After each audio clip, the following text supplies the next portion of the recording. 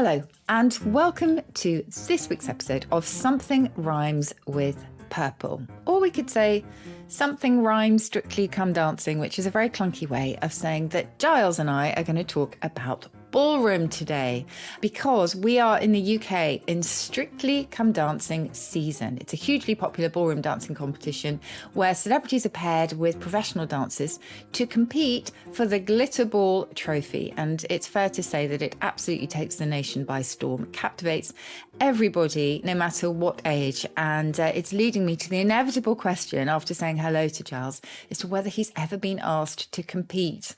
Hi, Gyles. Good morning, good afternoon, good evening, wherever you are in the world. Thank you for joining us, Purple people. Well, Susie, the short answer is yes, several times. I thought so. You say, of course, Strictly Come Dancing captures everybody's heart. It doesn't. Millions tune in, millions and millions and millions. It's one of the most watched programmes in the UK. But some people loathe it, can't stand it. The sequins, the phony glitz and glamour. Some people really hate it. Just bearing that in mind, just to give it some context, I do love it. In fact, this last week, I was a guest on something called Strictly It Takes Two. Yes. It's so popular in this country. It's on BBC One, on BBC Two in the early evening, 5 nights a week. They have a kind of spin-off show. And I was a guest on that with Ranveer Singh, who took part last year, and with a friend of mine, the sometime child star, Hayley Mills. Who the older listeners will know immediately who I mean. Hayley Mills was a huge international star in the late 1950s, early 1960s, won an Oscar. Films like Tiger Bay, Whistle Down the Wind, Pollyanna, The Parent Trap. She became huge. Anyway, she turned up on Strictly It Takes Two, and we were celebrating the show.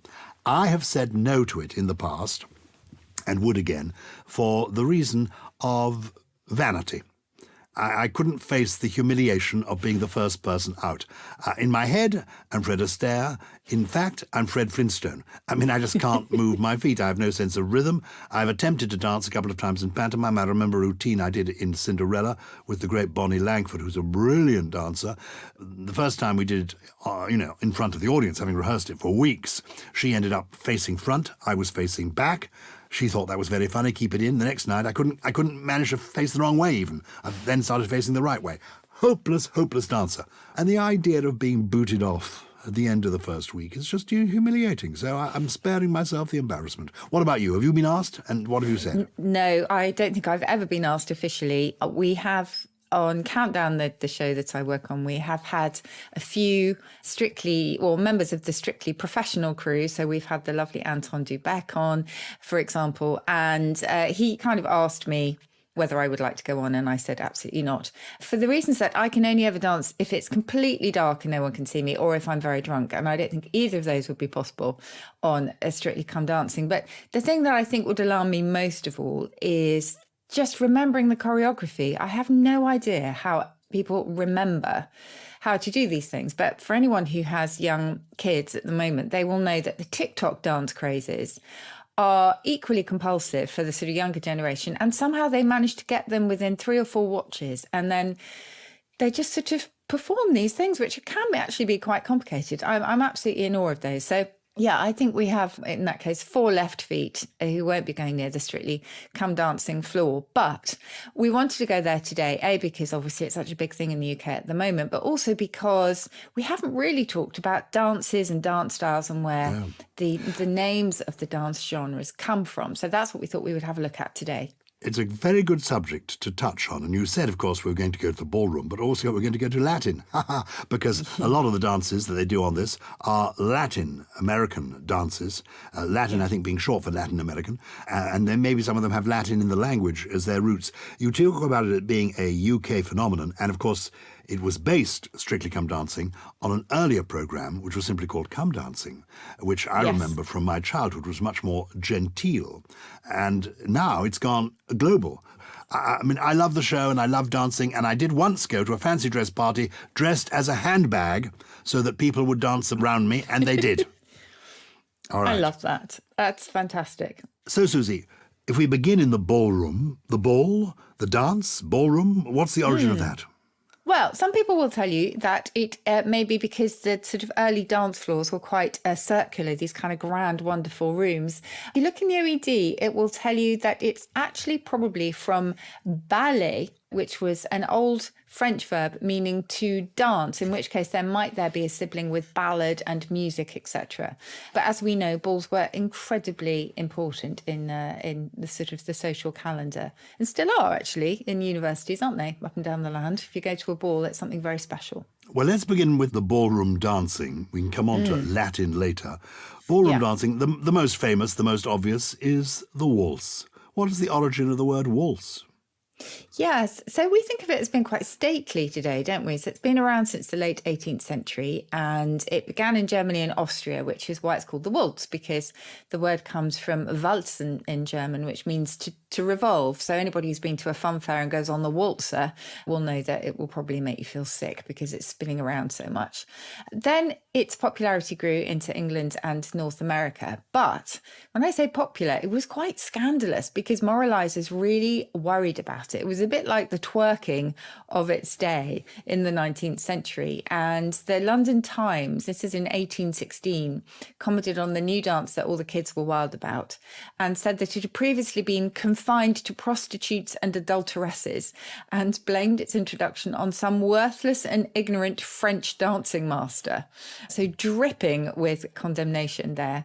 And same in North America. The Southern Literary Messenger asked, can our beloved wives and daughters, beloved because still uncontaminated by foreign corruptions, can they suffer themselves to be continually whirled about in all the giddy, exciting mazes of the licentious waltz, like so many French or Italian opera girls, without impairing or losing all self-respect?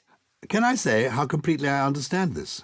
Because yes, I completely. Okay. I'm almost sympathetic to it because until the advent of this kind of one-on-one dancing that the waltz epitomizes, what you had was country dancing, group dancing, team dancing, Scottish dancing, where, as it were, it was a communal activity. People at the ball would line up, all the boys on one side, all the girls on the other, and they would go through a kind of ritual dance where people were dancing as a group. Can you visualize the kind of dancing I'm meaning?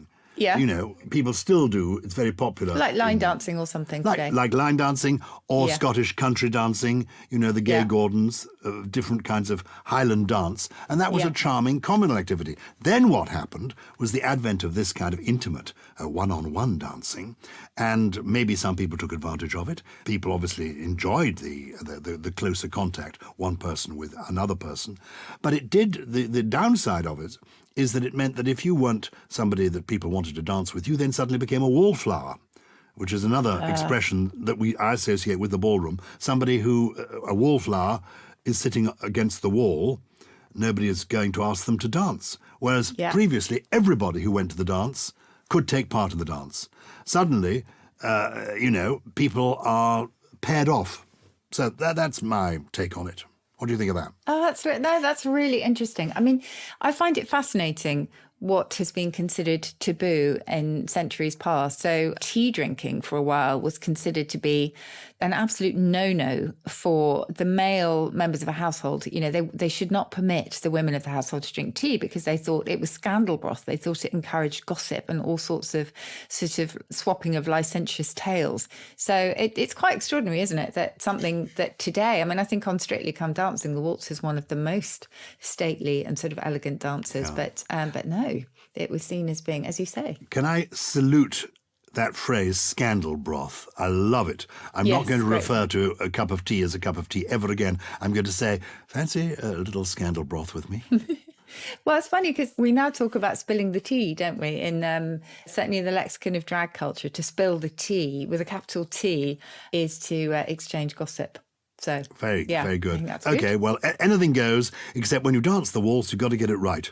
1, 2, 3, 1, 2, 3, 1, 2, 3, 12. I was never any good at the waltz. And the Viennese waltz, what's the difference between a waltz and a Viennese waltz? I know they have it on Strictly Come Dancing. They have both of them. What's one and what's the other?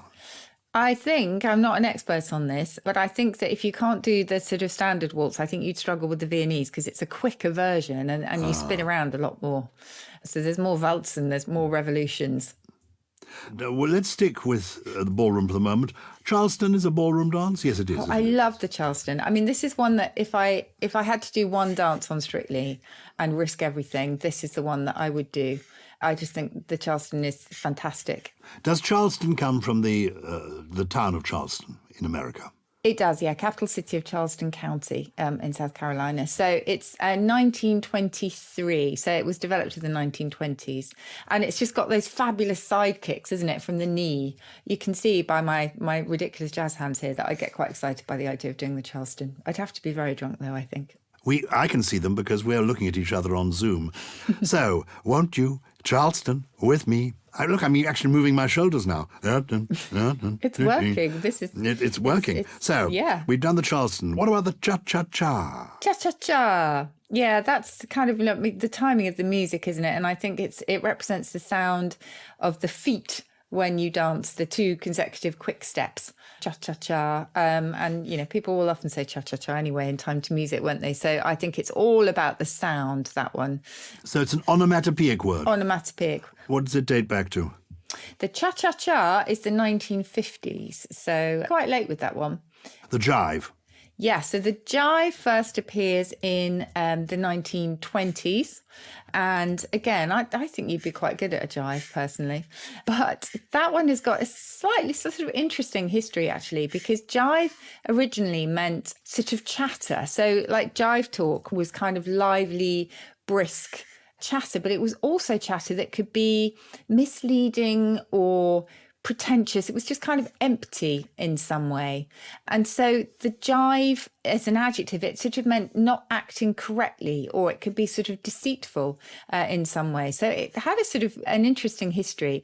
And then I guess because if you're trying to deceive somebody, you are talking quite quickly and trying to sort of, pull the wool over their eyes, it came to mean a fast, lively, sort of slightly tricksy jazz or a swing. And it was first appeared as the title of a gramophone record by someone called Cow Davenport.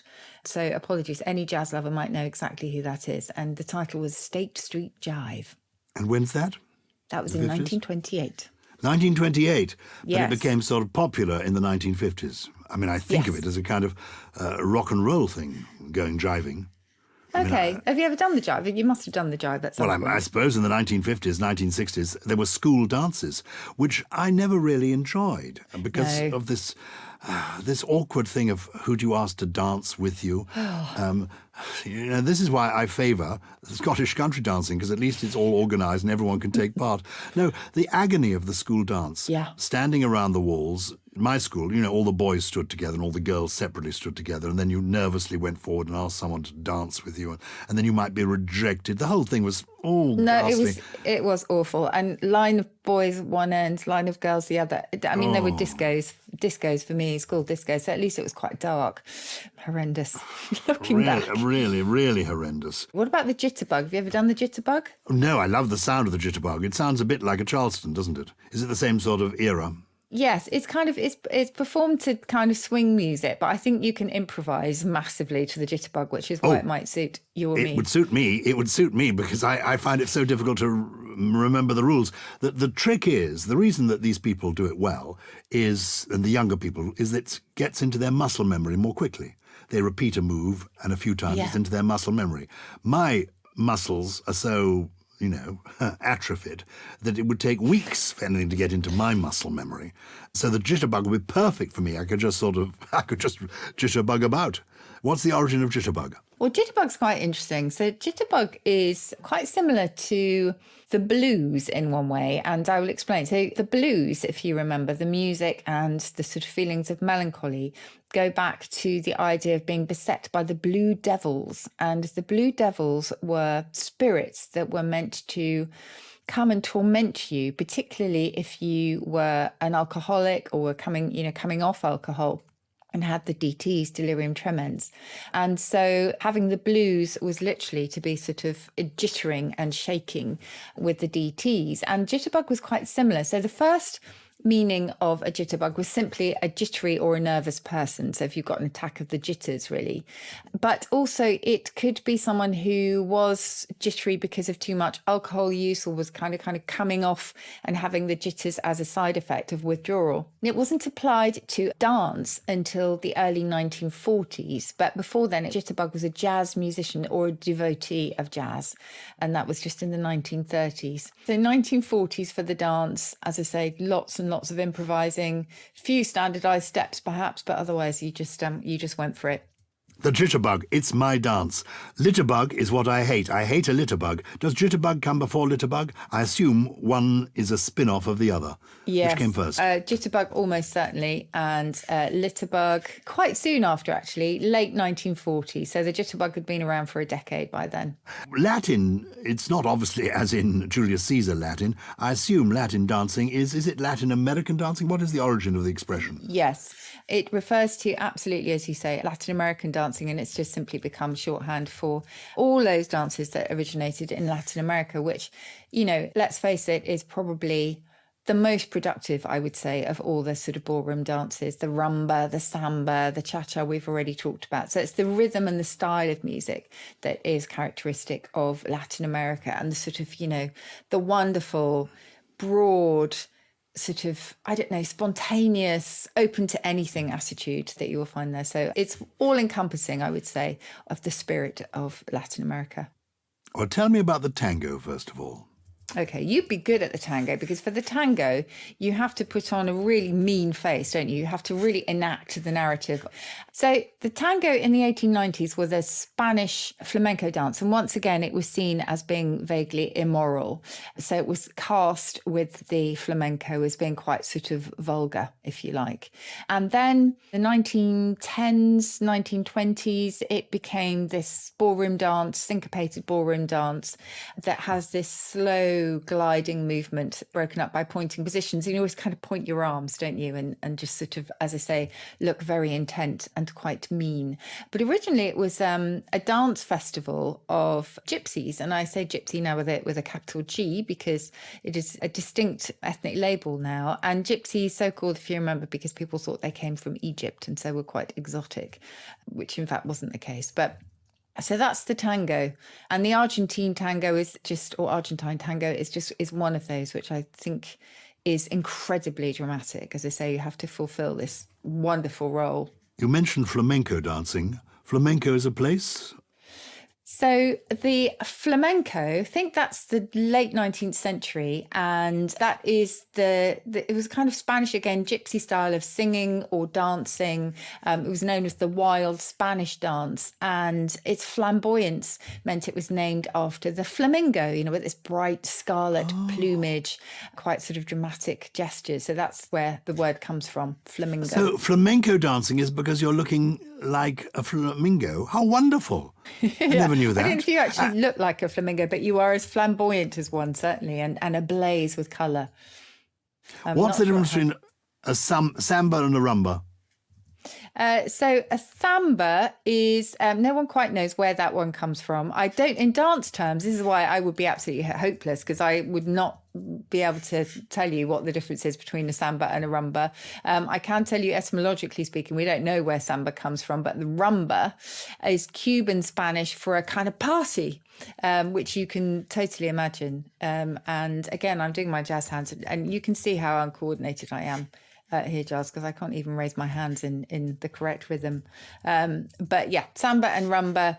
The samba is Brazilian. I think it was ultimately actually of African origin, but I couldn't tell you what the difference in steps is. But are you telling me that nobody quite knows the origin of the word samba? The first? No. Well, we think it's African in origin, but no, sadly, nobody knows. But if there's a purple person out there who does know, do let us know. I mean, feel free to get in touch. purple@somethingelse.com. I mean, can you remember a good dance? Have you ever enjoyed a dance, you, Susie Dent?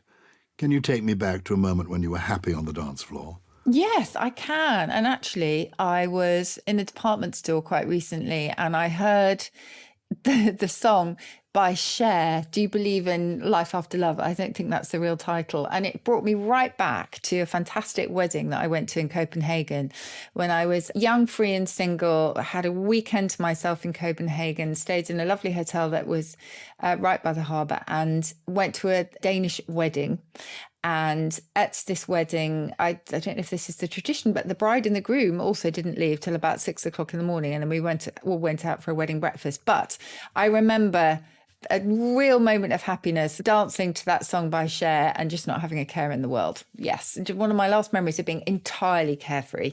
And as you will know, when you have children, that kind of slightly disappears because there's always something to worry about.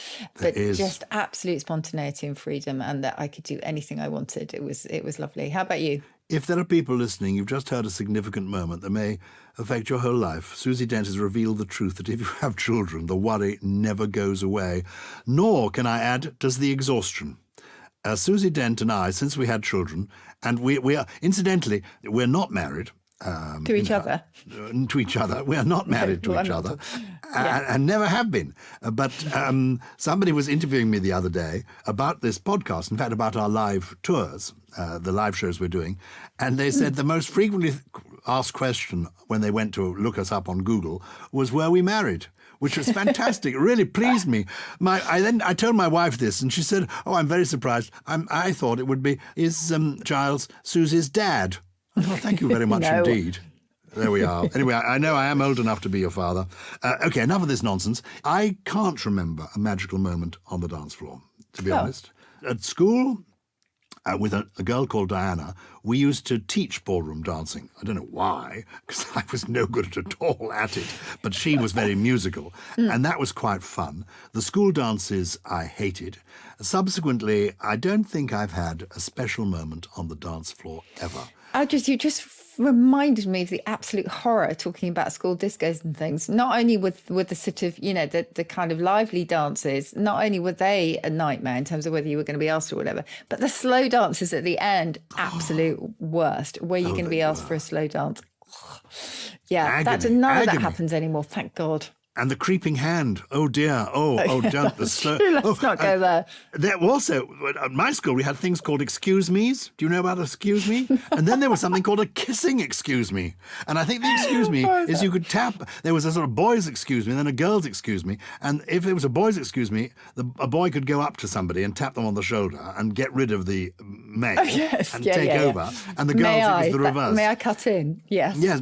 But then there was something called a kissing excuse me. I don't like to think what kind of a school was that where they had a kissing excuse me. Oh, dearie me. Okay, let's move swiftly on to the paso doble. Do you know anything about the paso doble? Yeah, that just means double step in Spanish because it's very fast paced and apparently often played at bullfights, which is not at all my cup of tea. But I think, Gyles, if you're going to do one, either the jitterbug or the tango, because I just think you could do that mean look. And what about a spray tan? Would you ever have a spray tan? I would love to have a spray tan. I want all of that. I want all the help I can get. And the sequins, I love the sequin. What is the origin of the word sequin? Well, sequin, obviously, the small, really shiny discs that you sew on for decoration. But actually, first of all, they meant a very shiny coin because it comes from the Italian zecchino, which in turn goes back to an Arabic word meaning a dye or a sort of mold. It was used for producing coins. So from shiny coins to shiny decorative discs. But yeah, they were Venetian, I think, originally, and gold. Well, speaking of all that glitters is not gold, glitter, where does that come from? The glitter ball we have, things that glitter, glitter, is the same word? Yeah, things have glittered since around the 14th century, I would say, and it comes from an Old Norse, so you would not associate the Vikings with glitter, but this is where it comes from, and their word glittra, which I think simply meant sort of glistening or shining. And all that glitters is not gold. That dates back to at least the 13th century, but as you say, Shakespeare uses it as, he used it as glisters, doesn't he? All that glisters is not gold, yeah. And that's just a variant of the word. And when we talk about something being glitzy, which Strictly Come Dancing definitely was, that was based on glitter, perhaps with a bit of ritzy thrown in. Good. Well, it takes two to tango. It takes two to tango. These dances have got into the currency of everyday expressions. It takes two to tango. Is it an old expression? Yes. So takes two to tango means that you haven't achieved this on your own. And quite often you would say, well, it takes two to tango. In other words, well, they contributed to this, often in a negative way. But that actually originated in a song of that exactly that name, written by Al Hoffman and Dick Manning in the 1950s. Takes two to tango. I'd like to trip the light fantastic with you, Susie. Oh. It might work. If I danced with you, we'd laugh, and that would be a good thing. Tripping the light fantastic. What's the origin of that expression? Oh, well, that actually goes back to John Milton and a poem he wrote, and it's "Come and trip it as you go on the light fantastic toe."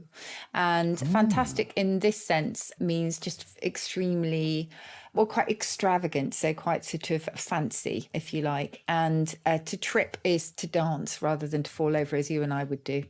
Can you give me that line from Milton again? I'm a great Milton fan. I don't know the line. Come and trip it as you go on the light fantastic toe. I love that. That's fantastic. It's cool, isn't it? Yeah. Oh, well, you've made me feel, talking about dancing, quite sort of footloose and fancy-free.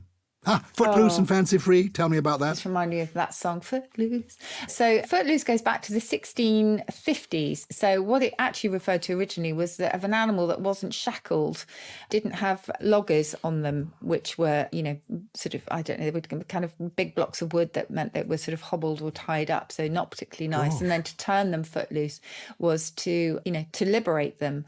And so these were like slaves. These were people who were compelled to work, and or were they prisoners? What was the... Well, it was mostly animals, to be honest. Rather than people who were shackled, but still pretty horrible. And then the idea that you were foot loose, you were able to do as you pleased because you had been liberated. And footloose and fancy free goes back to the 1870s.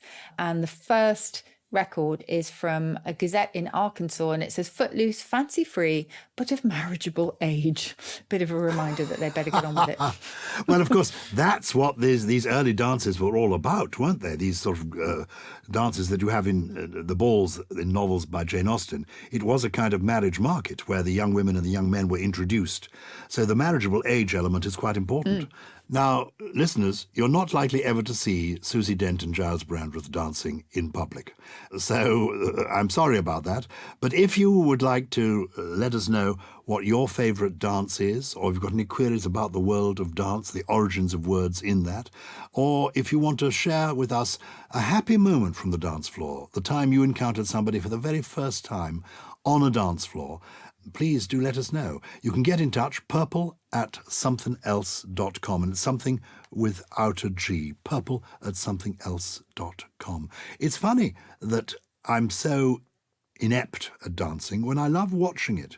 For me, seeing somebody like Fred Astaire with one of his many dance partners on the silver screen is just to be swept away. And then there was also a team, a family called the Nicholas Brothers, who were amazing tap dancers. To watch old movies from the 1930s and 1940s of these people dancing is magic, and yet I can't do it.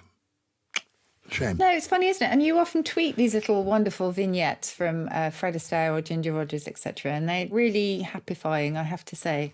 They lift the spirits. Just need to close the curtains, Gyles, and give it a practice. And anyone tuning in at this point will wonder what on earth we're talking about. But as I say, think you will be excellent at the tango. I'm sticking with that. Should we have a look at some of the emails that have been sent in by the fabulous purple people? Yes. Who's been in touch this week? We have heard from Lauren in New Zealand, whose mum uses the word chore for a lolly or a sweet, e.g., shall we have a chore? And she's never been able to figure out where it came from. And Lauren says, we're from New Zealand, so I'm wondering whether it's an obscure British dialect thing from back in the day that's been mixed in with the rest and the origin lost. So, Lauren, you've set me off on a trail here, and I haven't reached the end of it because you mentioned lolly and sweet. I knew that in Australia and New Zealand, what we would call a sweet, you call a lolly. We reserve lolly or lollipop for the things on sticks that you lick. And that's exactly where it comes from, the idea of licking and an old dialect verb. But I did not know that a chore could be used for this. So I need to enlist the help, Gyles, of the purple people, because I've never heard chore used for what the Americans would call a piece of candy and what we would call a sweet. I can tell you about the other chore. So that chore is linked to the word char, meaning a turn of work or an odd job. And of course, we had char ladies, didn't we, once upon a time? If you've got chore from char, is it possible you could have chore meaning something to sweet, from a mixture of chew and jaw to chore? Interesting. Something to pop in your mouth, something to chew It's an on. old portmanteau. Maybe. Well, yeah. I mean, I don't know. I'm just throwing it up as an idea. Well, we have lots of listeners in New Zealand, and so there may be some professor of etymology there, the Kiwi version of Susie Dent, who could get in touch and give us the answer. purple@somethingelse.com. I want thank to you. just throw in something here, which is if you say that the door is ajar, which is a really odd turn of phrase, isn't it? If your door's ajar, it's open. And that actually goes back to a different sense of char. It used to be a char, and a char was a turn. So again, if you think about a chore being a turn of work, and that goes back to char, this char meant a turn or a sort of twist of some kind. So the door is sort of slightly turned inwards. And that in turn is behind Charing or Charing Cross in London, because Charing Cross is located at a turn of the river. Wow. Yeah. When is a door not a door? When it's ajar. When it's ajar. Eleanor Tomlin has been in touch as the penny drops. What is the origin of the saying, when the penny dropped, and variations of it? I heard Salvador Dali would hold a penny over a tray when he went to sleep. He would wake up when the penny dropped and paint in the moment. However, the OED states it comes from slot machines, mechanisms becoming jammed, while Google refers to public toilets requiring a penny payment to use. What are your thoughts? She has more than thoughts, I have to tell you, Eleanor. Susie has facts. Perhaps your enlightenment will make the penny drop, says Eleanor. A new purple person. Welcome. Yes, What's welcome. the answer? So you know what I'm going to say, Gyles. I'll always side with the OED. And it says quite definitively that it was used in reference to the mechanism of a penny in the slot machine. 1939 at the Daily Mirror is its first record. But what did we used to use the pennies for? What did you get if you put a penny in the slot? Well, you would go to the fun fair, and there'll be a whole load of machines giving you various things. If you were a child, an innocent child like me, you might put your penny in the hope of, when it clicked, you could pull a table out, and there you get a gobstopper or a sweet or a toy of some kind.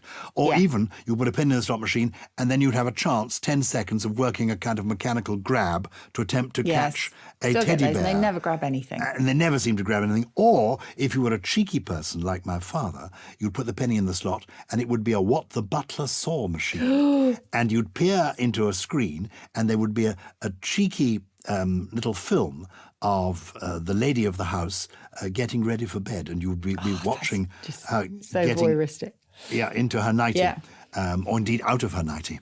So there were all sorts of things that, and of course then the penny dropped. Woo! You then saw all this cheeky stuff, and your what the butler saw machine. Yes, so the figurative idea, of course, is that a situation or a statement has finally been understood because the penny has finally dropped into the mechanism and you get what you came for. And there was mention there as well, I think Eleanor mentioned that Google refers to lose, requiring a penny payment to use. That is where we get to spend a penny from, which is a quintessentially British expression of going to the loo. You're spending a penny, because that's exactly what it used to cost. You, in your head, carry the most voluminous vocabulary of any person that I know. Would you share with us now, Susie Dent, 3 interesting words that you would like us to have as our take-home words this week? Yes. Well, this is not to be confused with my statement that I can only dance in the dark, but it's kind of got darkness in it, and that's to grovel.